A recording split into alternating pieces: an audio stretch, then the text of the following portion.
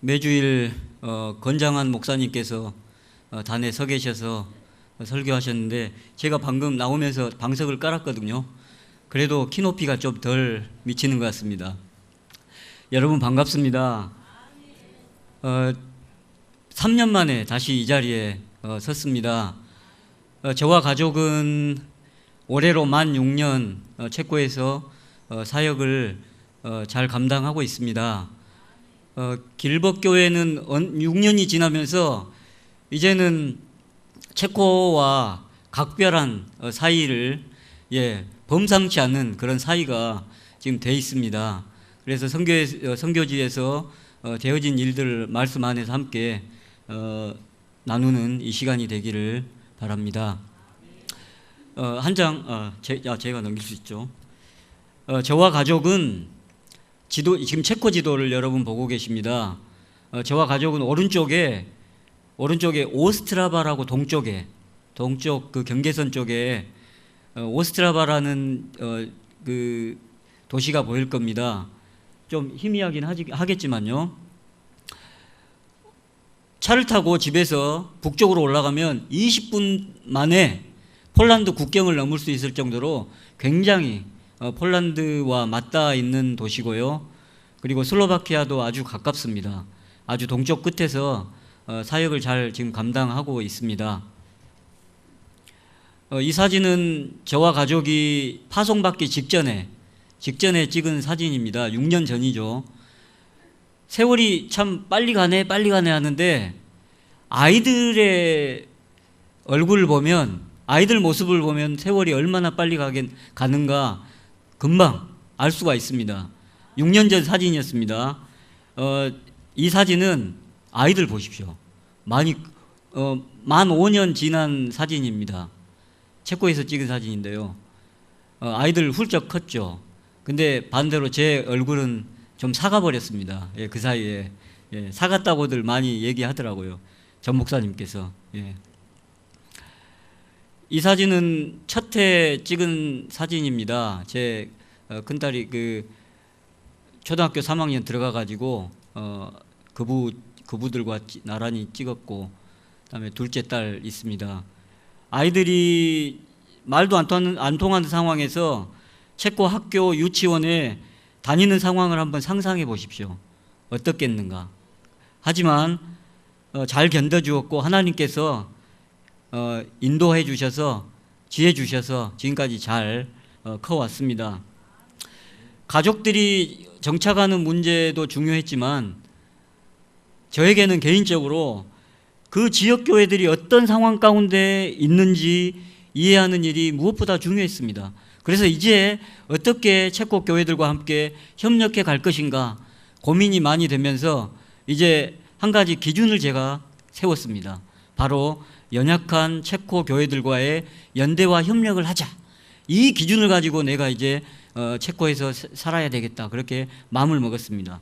그래서 이제 체코 교회들 특별 프로그램에 저희 가족이 참가하기도 하고, 그다음에 교인들 모임에 열심히 참석을 하기 시작했습니다. 이때만 해도 체코말 잘 못하던 때입니다. 그냥 떠듬 한두 마디 했던 시기입니다. 그리고 지역교회 성경공부 모임에 참여하기도 하고요. 그다음에 오른쪽에 있는 것은 오스트라바 목사님들의 모임입니다. 그래서 말은 잘 안 통하지만 그래도 목사님들이 어떤 일들을 하고 있는지 이해해야 되겠다 해서 그냥 들어가서 열심히 그냥 한 주나 안 빠지고 열심히 참석하기 시작했습니다. 그렇게 이제 꾸준히 문을 두드렸더니 한 2년 정도 지났죠. 한 2, 3년 지나니까 2009년 후반부터 지역교회 순회 설교를 할 수 있는 기회가 생기기 시작했습니다. 이제 한국인 선교사가 와서 이 지역에서 활동한다더라. 그런 소문이 지역에 퍼지기 시작하면서 목사님들이 이제 말씀을 좀 전해달라고 이제 연락이 오기 시작했습니다. 그 중에 에피소드를 하나 말씀드립니다. 이 사진은 제가 체코어로 그들의 언어로 첫 설교했던 장면입니다. 어느 날 시골의 아주 조그만 마을에 목사님으로부터 전화를 받았습니다. 장성교사님, 어느 주일에 저희 교회에서 말씀을 좀 전해 주십시오. 연락이 왔습니다. 근데 제가 그 목사님이 폐암으로 투병 중이라는 사실을 제가 알게 되었어요. 다른 목사님의 그 소문을 통해서. 그래서 야, 좀 도와줘야 되겠다 하고 해서 가겠습니다 하고 대답을 했습니다. 그런데 그 목사님께서는 한술 더 떠서 또 다른 부탁을 하시는 겁니다.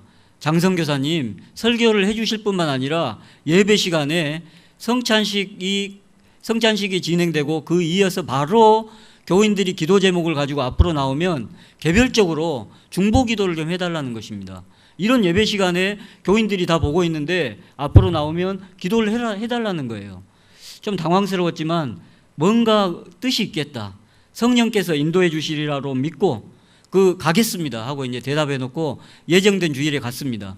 그냥 첫 설교잖아요. 그래서 떠듬떠듬 참 서투른 발음으로 그냥 땀 흘리면서 체코어로 설교하고 그다음에 성찬식 인도하고 이제 교인들이 나오더라고요. 기도 제목을 가지고 나오면 그때는 또 체코어로 기도하면 떠듬떠듬 힘이 안 날 것 같아요. 그때는 이제 그냥 체면 불구하고 한국어로 듣든지 안 듣든지 그냥 갑자기 막 힘이 생겼어요. 그래서 열심히 나오는 교인들 기도하다 보니까 그냥 눈물 콧물 막 빠지면서 정말 힘껏 기도했습니다. 열심히 기도하고 그렇게 이제 예배가 마쳐지고 집에 돌아갔습니다. 이제 별일 없는 줄 알았는데 며칠이 지난 다음에 그 목사님으로부터 연락이 왔어요. 장성교사님, 우리 교회에 큰 변화가 생겼습니다. 그때 함께 중보기도 받았던 그 교인들 중에 몇 분이 병원에 가서 확인해 보니까 암이 깨끗하게 치료받아 버렸다는 거예요. 그리고 그런 사건을 목격한 교인들이, 그 믿음 없었던 교인들이 그것을 기회로 해서 열심히 신앙생활 하려고 한다고, 교회가 지금 변화되고 있다고 연락이 왔습니다. 저는 병고침의 은사를 받은 적도 없는 것 같은데 하나님께서 제 사역의 앞길을 열어주시기 위해서 하나님께서 친히 역사하셨습니다. 문제가 있는 교회에 저를 보내셔서 회복과 치유를 행하셨습니다. 여러분, 이걸 기억하셔야 됩니다. 선교지에 선교사가 파송되어서 사역하면서 하나님께 온전히 내어맡기게 되면 그것은 이제 그 선교사의 선교가 아닙니다. 이제는 하나님의 선교가 됩니다. 선교사는 다만 이리저리 가만히 골방에서 기도하는 것이 아니라 정말 하나님께 온전히 내어맡긴다는 것은 기도뿐만 아니라 열심히 다니면서 부딪히면서 하나님께서 역사하실 자리를 열심히 내어드리면서 사는 것을 말합니다. 여러분, 이 사도행전의 역사가 그 교회에서 정말 일어났습니다. 저도 그것을 체험하면서 큰 간증거리가 생겼고요. 그리고 제가 큰 힘을 얻어서 그 이후에 사역할 수 있는 에너지가 생겼습니다. 바로 이 교회가 어떤 교회냐면 바로 여러분의 자매교회 깨를리치고 교회입니다. 예. 이 교회 담임 목사님 다데오 목사님이십니다. 나란히 서서 어제 한번 기념 촬영을 한번 했는데요. 이 목사님 지금 머리가 그래도 좀 나셨잖아요. 항암 치료 받으실 때는 머리가 다 빠지셨는데 그래도 열심히 평상시와 같이 그냥 그 병색 태 안 내시고 열심히 어쨌든 그 끈을 붙잡고 교인들을 사랑하는 마음으로 목회하고 기도하고 하다 보니까 의사 선생님은 이미 사형 선고를 내렸어요. 그래서 당신은 이제 시한부 삶을 사셔야 됩니다 라고 얘기했는데 의사 선생님들이 이제 언제 저분이 죽나 기다리는 거예요. 그런데 오히려 더 힘을 얻고 그 빠졌던 머리가 다시 검은 머리가 새로 생기고 해서 지금껏 열심히 지금 힘을 내어서 사역하고 계십니다. 바로 여러분의 자매교회 깨를리치고 교회입니다. 여러분, 정말 의미가 있는 게 체코에 있는 교회와 직접 자매 결연을 맺은 교회는 대한민국에서 유일한 교회가 바로 길벗교회입니다. 얼마나 이거 값지고 소중한 일입니까? 이제 이 다데오 목사님께서 한국을 한번 오고 싶지만 아직도 투병 중에 계시기 때문에 먼 길 오기는 힘들고 저에게 장성 교사님 이번에 들어가시면 꼭 좀 초청을 정말 하고 싶다고. 그래서 길법교회와 이제 편지도 주고받았잖아요. 편지도 주고받고 때로는 이제 사진도 주고받고 했는데 이제는 정말 서로 얼굴과 얼굴을 맞대고 깨르치코 교회가 무슨 일을 하고 있는지도 좀 보여주고 싶고, 그래서 정식으로 초청을 할 테니 꼭 좀 전해달라고 말씀하셨습니다. 저는 이제 전해드렸습니다. 그래서 여러분 얼마나 귀합니까? 그 먼 곳에 있는 곳이지만 먼 곳도 가까운 곳입니다. 여러분이 마음먹게 달려 있습니다. 그래서 잘 준비하셔서 그 교회와 이제 자매결혼, 그 주님 안에서 정말 더욱 우정을 쌓고 서로의 그 신앙을 서로 나누는 그런 기회가 있기를 바랍니다. 참 부러워요. 옆에서 보면 제가 이제 좀 연결시키는 데는 도왔지만 서로 초청해주는, 외국에서 초청해주는 교회가 있으니 길법교회는 얼마나 좋습니까? 이제 하나님의 선교를 소개하겠습니다. 이건 제가 사역한 것이 아니라 정말 하나님께서 하신 사역들입니다. 제가 이 체코 교회들과 어떤 모양으로 지금 협력하고 있는가를 슬라이드로 간단하게 말씀을 드립니다. 여름에 그곳에서도 여름 캠프를 합니다. 그래서 교회학교 여름 캠프에 제가 강사로 참여합니다. 그리고 일반 초중등학교인데 그 중에 교장 선생님 중에 교인이 있잖아요. 그래서 저를 초청해 주셔서 학생들 앞에서 특강할 수 있는 기회를 주십니다. 얼마나 귀합니까? 그래서 그 특강 시간을 또 저는 빌미로 해서 또 복음을 전하는 것이죠. 그런 기회를 갖기도 합니다. 그리고 청년연합 전도집회에서 또 인도하기도 하고요. 그다음에 교회 여러 교회들 돌면서 오후에 특별 행사 참여하기도 합니다. 그리고 지역교회 청년 전도집회에 제가 인도하기도 하고요. 그리고 젊은이들 뿐만 아니라 나이 드신 어르신들 또 찾아가서 어떤 그 성경 공부 모임이라든지 기도 모임을 인도하기도 합니다. 그리고 지역교회 여름 수련회 또 함께 참여하고요. 그리고 연합기도회, 이 사진은 좀 희미합니다만 누가 찍어줬어요. 제가 지금 설교하고 있는 장면인데 이 사진을 제가 잊을 수가 없는 게, 이때 설교하러 갔던 교회가 전혀 1월달이었습니다. 1월달 정말 추운 그 영하 한 20도 정도 떨어졌던 날이었는데 설교해달라고 해서 갔더니 전혀 그 난방시설이 안 된 교회였어요. 그래서 안으로 들어가도 너무너무 추워가지고 교인들 보십시오. 그 참 희미하네요, 사진이.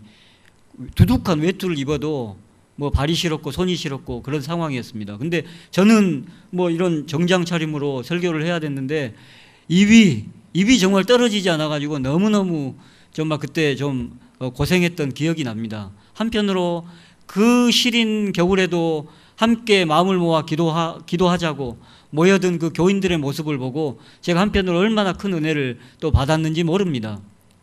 제가 예배 이제 시작하기 전에 전수구 목사님께서 예배당 에어컨이 하나 일부가 고장이 나서 교인들이 좀 더우면 어떨까 좀 걱정을 하고 계시더라고요. 그 얘기를 듣고 여러분 참 호강하십니다. 사실 체코에서는 겨울에는 정말 난방시설이 없어서 정말 손을 비벼가면서 예배를 드리고 있고요.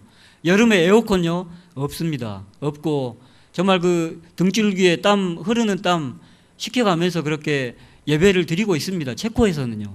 그래서 이 분위기보다 지금 더 시원한 교회는 체코에는 없다는 것을 기억하시고 여러분 항상 감사하는 마음으로 예배를 드리시기를 바랍니다. 또 지역교회 청소년 성경 공부를 제가 또 참여하기도 하고요. 그리고 제 아내는 또 그 없는 그 재료들입니다만 어떻게 구해가지고 파전이나 불고기 뭐 잡채 그런 것도 요리해가지고 체코 분들을 또 대접하기도 합니다. 얼마나 좋아하는지 모릅니다. 그리고 또 제 아내는 특송이라든지 간증을 통해서 또 함께 사역에 참여하고요. 다음에 큰딸은 이제 지금 아주 체코 유창하게 잘합니다. 그래서 때로는 필요하면 통역사로 지금 돕고 있습니다. 그리고 제 둘째 딸은 저는 안 닮았는데 제 아내의 달란트를 닮아가지고 찬양을 좀 합니다. 그래서 그 지역에서는 좀 어린이 복음송 가수예요. 그래서 이 사진도 그 어느 지역 노회 아이들 그 행사에 초청을 받아가지고 지금 특송하고 있는 장면입니다.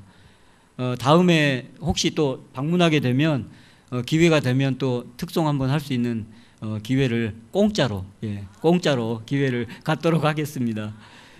여러분 보시는 이 사진은 시골의 정말 조그만 교회입니다. 한번 앉아 있는 좌석을 보십시오. 앞에 이런 그 조그만 그 의자, 긴 의자 5개, 6개 놓여 있는, 양쪽에 놓여 있는 정말 이런 조그만 시골 교회들도 있습니다. 그리고 다른 교회에서 또 설교하고 있는 장면인데요. 이런 지역 교회도 있고요. 또 다른 교회도 있습니다. 다양한 지역 교회들 가운데 제가 돌아가면 또 바빠지게 생겼어요. 9월 달에도 또 순회 설교가 또 잡혀 있고 그렇습니다.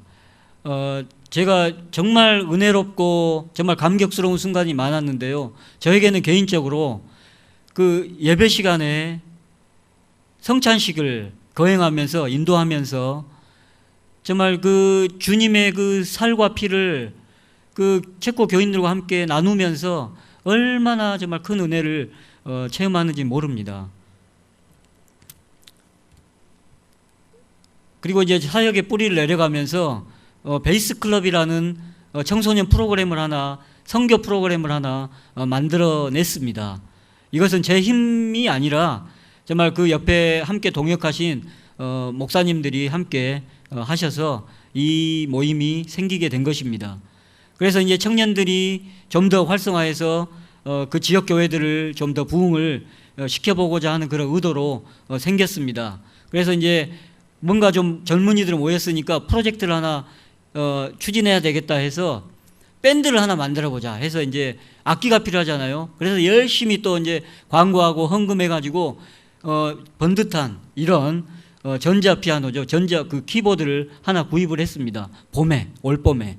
그래가지고 이제 신이 났죠. 그래서 이제 연주하고 한 몇 번 연주하다가 이제 교회 사무실에 딱 모셔놨는데 어느 날 도둑님께서 몰래 오셔가지고 그게 필요했던 모양이에요. 그래서 그것만 딱 가져가 버렸어요.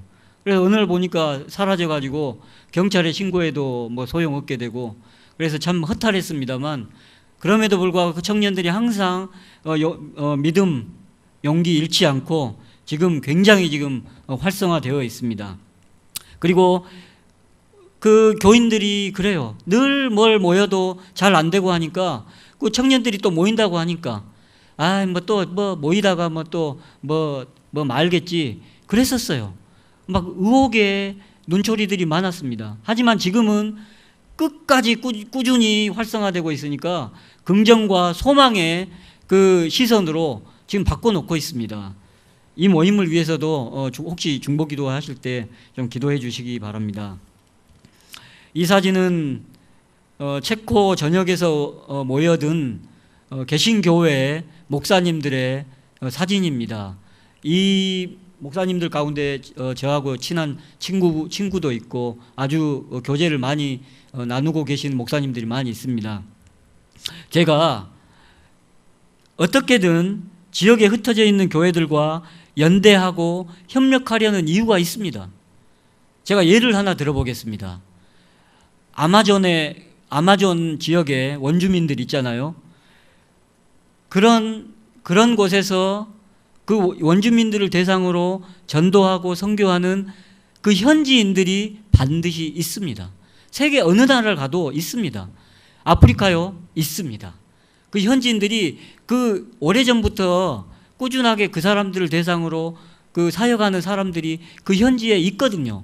우리가 관심을 안 가져서 발견이 안 될 뿐입니다. 그런데 그 지역에 한국인 선교사가 갑니다.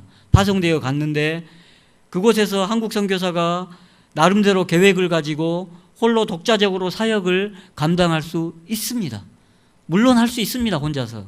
하지만 그 지역에 이미 존재하고 있는 선교회 혹은 교회들의 상황을 그 한국인 선교사가 잘 이해하고 그들과 함께 협력해서 선교에 나간다면 더욱 큰 범위에서 더욱 큰 효과를 발휘할 수 있다고 저는 믿기 때문에 항상 그 지역교회들과 그 목사님들과 힘을 합해서 선교해 나가는 것입니다. 체코가 지난 300년, 과거에 300년 동안 카톨릭의 지배를 받았습니다. 개신교회들이.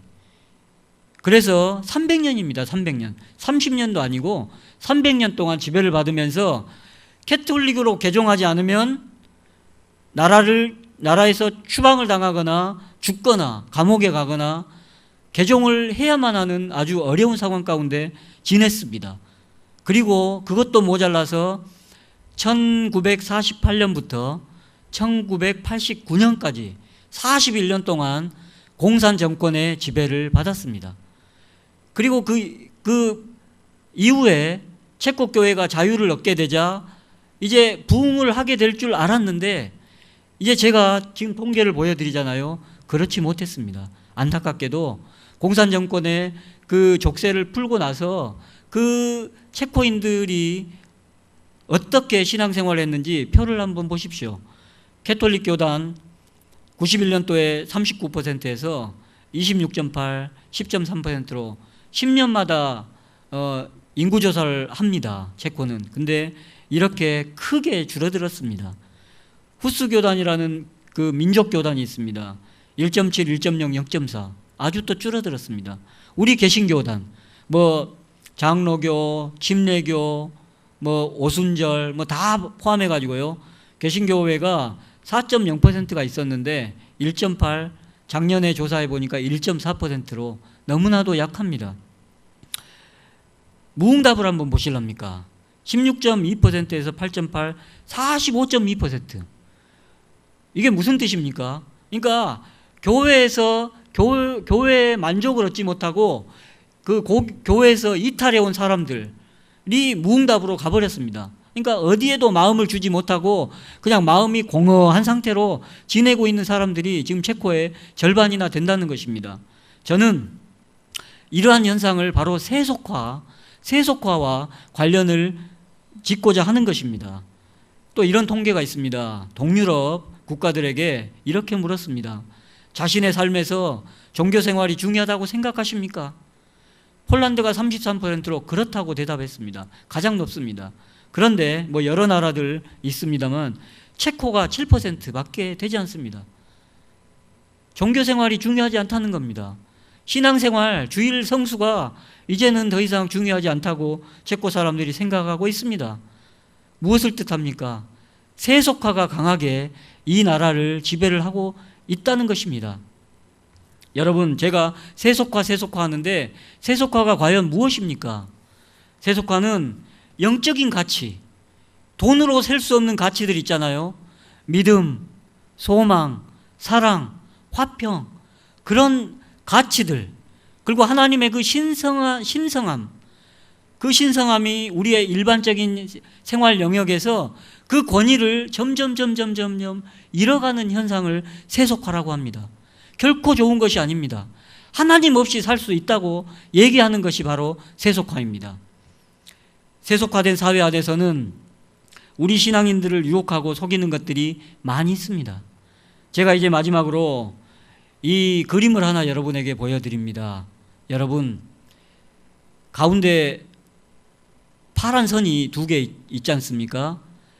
이 선이 아주 곧 직선입니까? 아니면 살짝 좀 휘어져 보이는 것 같습니까? 우리 눈이 정상이라면 좀 살짝 휘어져 보여야지 아마 맞을 겁니다. 그런데요, 진실은 직선입니다. 직선인데 주위 환경이 옆에 그 검은 선 있잖아요. 이것들이 이 파란 선을 우리 눈에 휘어져 보이도록 만든다는 것입니다. 진실은 직선입니다.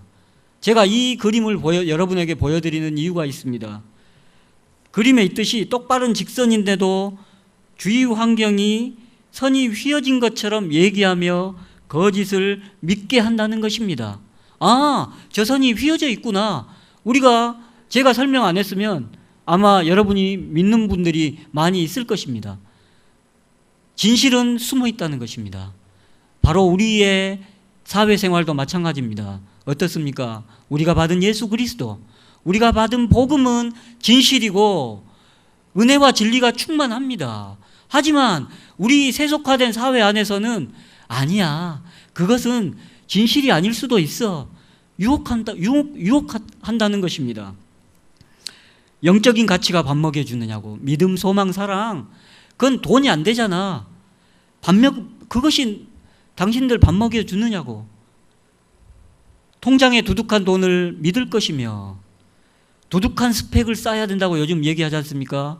학벌, 인맥을 쌓아야지 그것들이 자신을 지켜줄 거라고 믿게 합니다. 불안하니까 그게 맞을 것 같아요. 하지만 여러분, 마음을 강하게 하고 담대히 하십시오.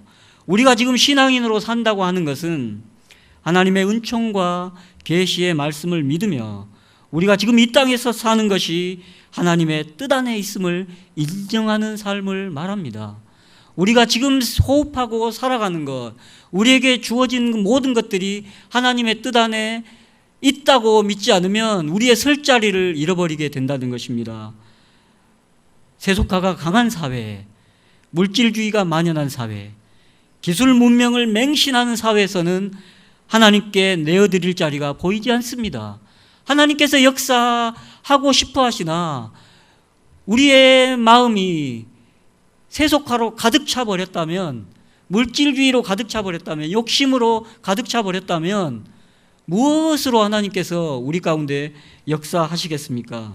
여러분, 예수 그리스도는 어제나 오늘이나 영원토록 동일하신 분입니다.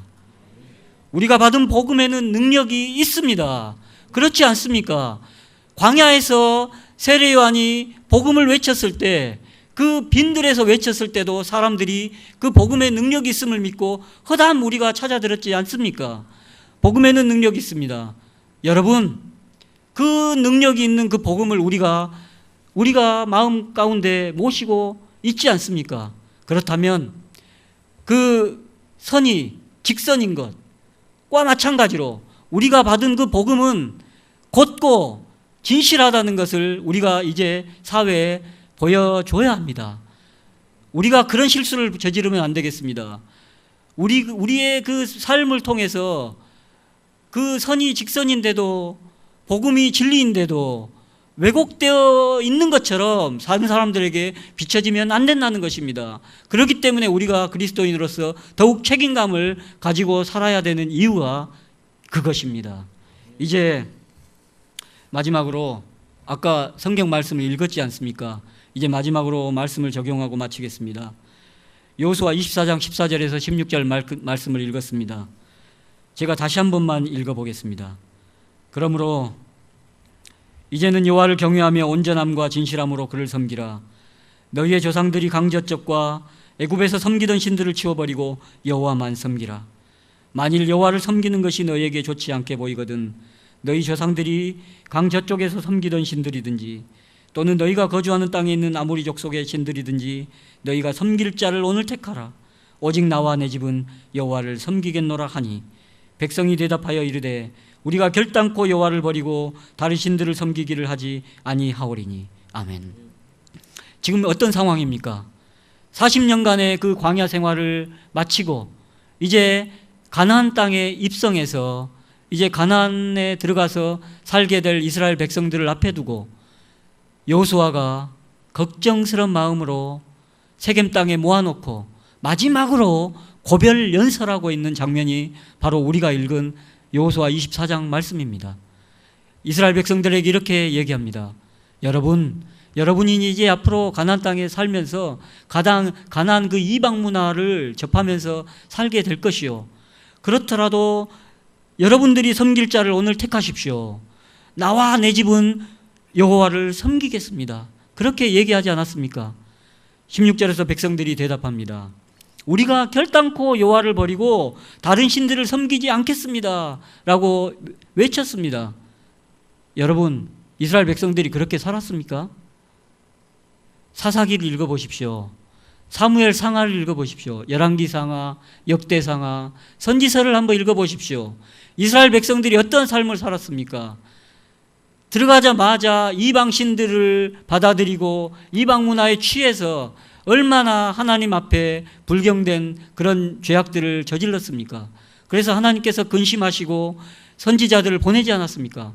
그래서 그 말씀을 듣도록 그렇게 보냈음에도 불구하고 오히려 선지자들을 가두고 때리고 죽이고 하지 않았습니까?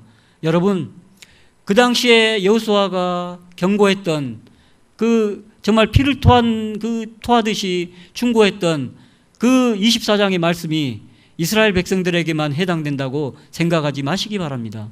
오늘 이 자리에 앉아 있는 우리도 이스라엘 백성들처럼 지금 세속화된 사회 안에서 살고 있는지 모르겠습니다.